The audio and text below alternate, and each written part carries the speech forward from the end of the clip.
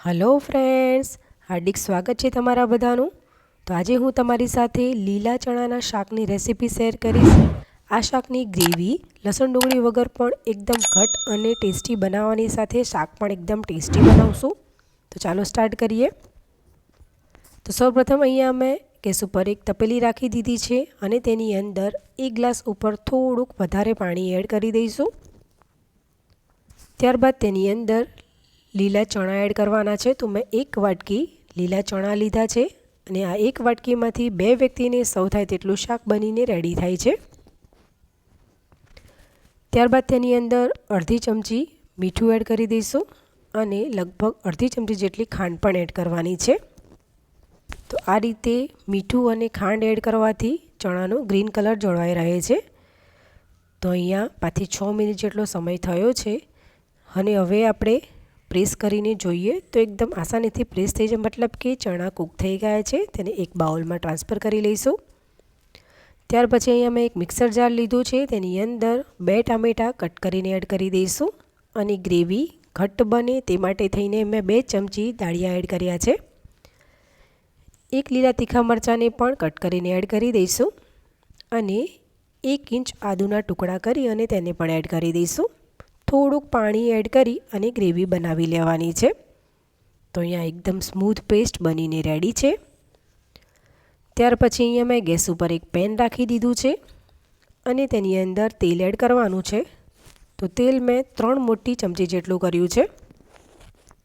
તમારે થોડુંક વધારે તેલ એડ કરવું હોય તો કરી શકો છો। તેલ ગરમ થાય એટલે અડધી ચમચી જેટલી રાઈ એડ કરવાની છે। ત્યારબાદ અડધી ચમચી જેટલું જીરું પણ એડ કરી દઈશું। ત્યારબાદ અડધું લાલ સૂકું મરચું એડ કરીશું, 1 તમાલપત્ર એડ કરીશું। ત્યારબાદ અહીંયા મેં 3 મરી, 2 લવિંગ અને 1 નાનો તજનો ટુકડો એડ કર્યો છે। થોડાક લીમડાના પાન એડ કરી દઈશું।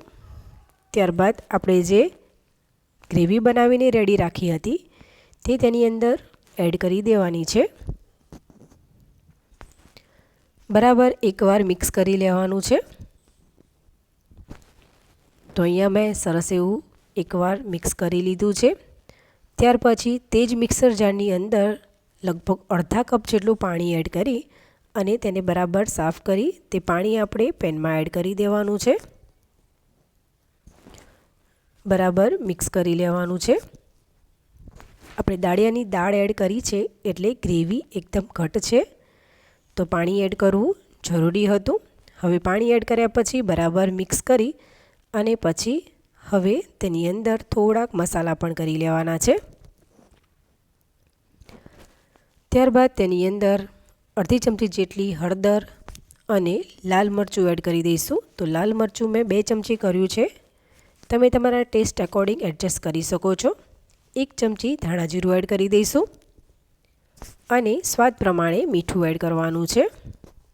લગભગ મેં અડધી ચમચી જેટલું કર્યું છે અને હવે બરાબર મિક્સ કરી લેવાનું છે। ખરેખર ફ્રેન્ડ્સ, આ શાકનો ટેસ્ટ ખૂબ જ સરસ આવે છે, એકવાર આ રીતે ચોક્કસથી બનાવજો। તો અહીંયા મેં સરસ એવું મિક્સ કરી લીધું છે। ત્યાર પછી હવે તેને કવર કરી અને ગ્રેવીને કૂક કરવાની છે। તો અહીંયા લગભગ 5 થી 6 મિનિટ જેટલો સમય થયો છે। તમે જોઈ શકો છો કે ઉપર તેલ આવી ગયું છે, મતલબ કે ગ્રેવી છે એકદમ પરફેક્ટ કૂક થઈ ગઈ છે। એકવાર મિક્સ કરી લેવાનું છે। હવે તેની અંદર પાણી એડ કરવાનું છે। તો પાણી મેં જે ચણા બાફ્યા અને ત્યાર પછી જે વધ્યું હતું તે જ એડ કર્યું છે। આ પાણીમાં ન્યુટ્રિયન્ટ્સ સારા એવા હોય છે માટે મેં તે એડ કર્યું છે। તમારે જો નોર્મલ પાણી એડ કરવું હોય તો તે પણ એડ કરી શકો છો। લગભગ અડધા કપ જેટલું પાણી મેં એડ કર્યું છે, તમારે જે રીતની ગ્રેવી રાખવી હોય તે પ્રમાણે એડ કરી શકો છો। મિક્સ કર્યા પછી અહીંયા મેં લગભગ અડધી ચમચી જેટલી ખાંડ એડ કરી છે। ત્યારબાદ આપણે જે ચણા બાફીને રાખ્યા હતા તે બધા જ એડ કરી દેવાના છે। બરાબર એકવાર મિક્સ કરી લઈશું।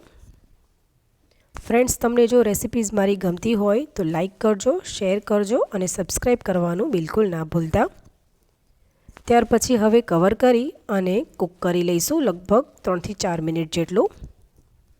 તો અહીંયા તમે જોઈ શકો છો કે તેલ ઉપર આવી ગયું છે અને આપણું શાક જે છે એ થોડુંક કૂક થઈ ગયું છે. ગ્રેવી પણ થોડી ઘટ થઈ ગઈ છે. એકવાર મેં મિક્સ કરી લીધું છે. હવે શાકનો ટેસ્ટ વધારવા માટે અડધી ચમચી જેટલો ગરમ મસાલો એડ કરીશું. ત્યારબાદ તેની અંદર 1 ચમચી કસૂરી મેથી એડ કરી દઈશું.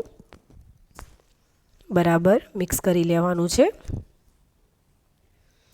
તો આ શાકમાં કસૂરી મેથી એડ કરવાથી તેનો ટેસ્ટ ખૂબ જ સરસ આવે છે.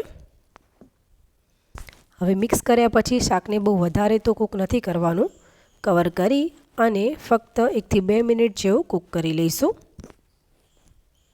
તો અહીંયા 1 થી 2 મિનિટ થઈ ગઈ છે. તમે જોઈ શકો છો કે તેલ ઉપર આવી ગયું છે અને શાકની ગ્રેવી પણ એકદમ પરફેક્ટ થઈ ગઈ છે. મતલબ કે એકદમ ટેસ્ટી એવું આ શાક બનીને રેડી થઈ ગયું છે. છેલ્લે ઉપરથી આપણે થોડીક એવી કોથમીર એડ કરી દઈશું અને ગેસની ફ્લેમ બંધ કરી લઈશું. ત્યાર પછી તેને મેં એક પ્લેટમાં સર્વ કરી લીધું છે. તમારે જો આ શાકની ઉપર એક તડકો મતલબ કે વઘાર એડ કરવો હોય તો કરી શકો છો. મેં નથી કર્યો. તો ફ્રેન્ડ્સ તમે પણ આ રીતે લીલા ચણાનું શાક બનાવજો. ખૂબ જ ટેસ્ટી લાગે છે. તો ફ્રેન્ડ્સ તમને જો મારી રેસીપી ગમી હોય તો લાઈક કરજો, શેર કરજો અને સબસ્ક્રાઈબ કરી બેલ આઇકોન પ્રેસ કરજો જેથી કરીને નોટિફિકેશન મળે. ચાલો ફરી મળીશું. આવજો.